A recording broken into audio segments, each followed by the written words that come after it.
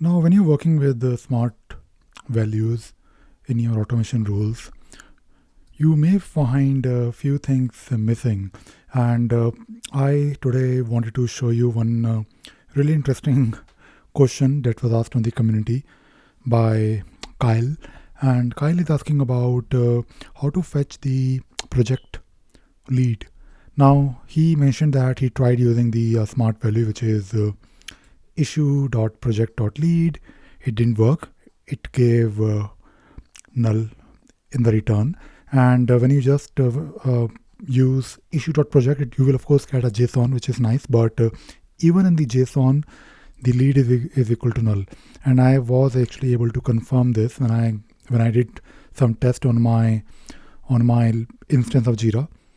I can also see here that I can retrieve the project's JSON like by doing issue.project, and here the lead is definitely null even for me. So what I did, I thought maybe we can use REST API, and using REST API, I was able to call this endpoint, which is REST API 3/project, and of course the project key that you can pass.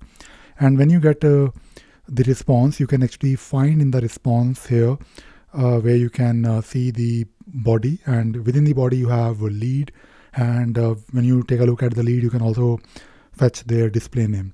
And when I tried it using this REST API approach, I was actually able to retrieve the project lead using, of course, nothing but REST API. It is, of course, a bit strange way of doing it. Yeah, it is a strange way of doing it because when you think about it, I think if you're able to fetch the project's JSON, the lead should be there, but it is not.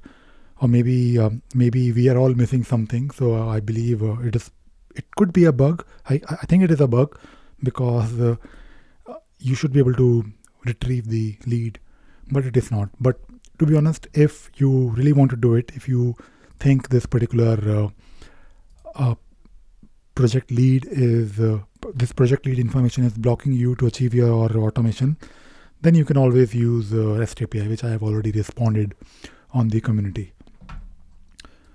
So this is something I thought I'll talk about today in case you're doing something similar, which I think if you are doing something with automation, you will probably use, or you may need to use the lead, and now hopefully you know how to retrieve it in case it is not working, in case it is still a bug. But using REST API, I think you have endless possibilities, and that is all I wanted to share today in this video.